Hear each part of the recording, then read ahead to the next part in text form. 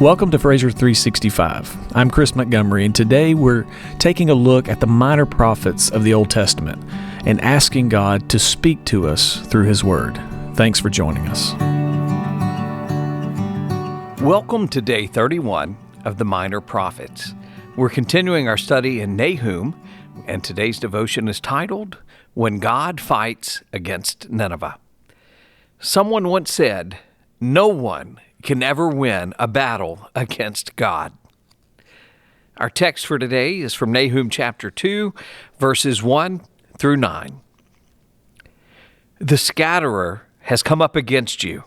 Man the ramparts, watch the road, dress for battle, collect all your strength.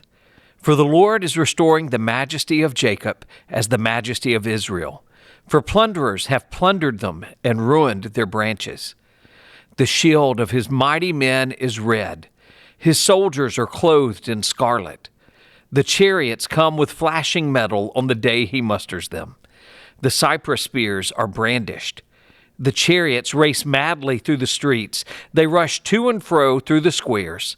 They gleam like torches. They dart like lightning. He remembers his officers. They stumble as they go. They hasten to the wall. The siege tower is set up. The river gates are opened. The palace melts away. Its mistress is stripped. She is carried off, her slave girls lamenting, moaning like doves, and beating their breasts. Nineveh is like a pool whose waters run away. Halt, halt, they cry, but none turns back. Plunder the silver, plunder the gold. There is no end of the treasure or of the wealth of all precious things. The second chapter of Nahum vividly describes the events that will precede the siege of Nineveh. At the time of Nahum's prophecy, Nineveh was considered an unconquerable city. Yet, the description of destruction found in Nahum chapter 2 shows the matchless power of Almighty God. It must be noted here that the Assyrians were conquered and destroyed just a few years after Nahum gave this prophecy. What is interesting is who conquered them: the Babylonians. God will use Babylon as his instrument of judgment against Nineveh. Stephen Miller describes the historical context surrounding the prophecy of Nahum chapter 2, verse 1. For more than 100 years, Assyria had waged hostile campaigns against other nations. Now the tables had turned, and God announced plans to send an attacker against them. The attacker is literally one who scatters or shatters, a common figure for a victorious king. You can see Psalm 68, verse 1, Isaiah chapter 24, verse 1, and Jeremiah 52, verse 8.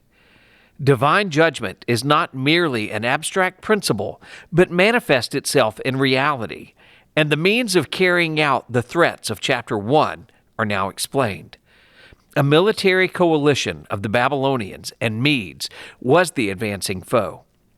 In 614 BC, Xerxes, the king of the Medes, had waged war against Nineveh, but was able to subdue only a portion of its suburbs. A Babylonian-Median alliance finally defeated Nineveh in April or May of 612 BC.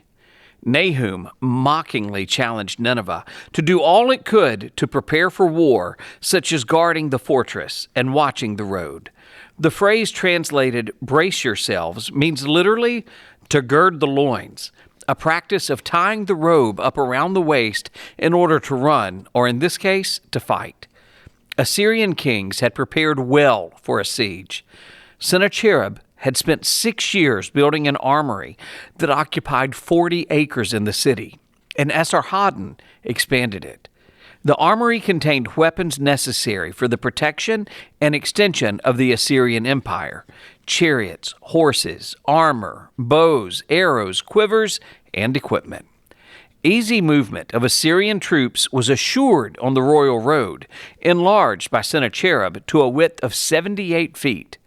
In spite of all these material resources, the Assyrian Empire sank into oblivion because the God of Israel was against them. Nahum chapter 2, verses 3 through 10 shifts to present tense language to pronounce a series of military events leading to God's judgment on Nineveh. The victors will have shields and clothing covered in red because they will be covered in the blood of the Ninevites. That's from verse 3. Chariots appear like lightning as they dash through the streets. That's in verse 4. The soldiers of Nineveh will stumble to take their stand on the city wall, and their palace will melt away. Verses 5 and 6.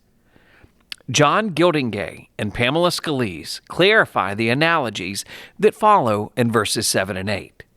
Like Babylon in Isaiah 47, the city is compared to a woman who is taken from greatness and majesty to humiliation, and whose servants, or slave girls, are horrified at what happens to their mistress. That's in verse 7.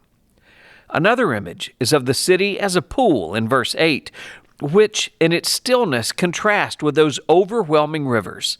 But it is like a reservoir that has had its plug pulled. Like the slave girls, here the draining waters stand for the city's population, which is disappearing off into exile as the city falls.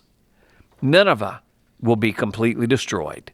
The first half of Nahum 2 is a sobering reminder of God's judgment. When God fights against Nineveh, this capital city of Assyria has no chance at survival. Some questions to consider.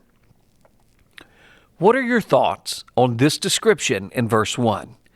The scatterer has come up against you.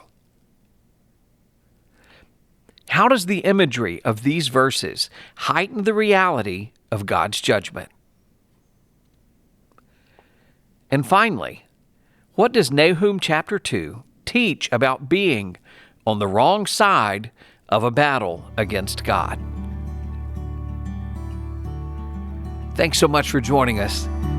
Have a great day.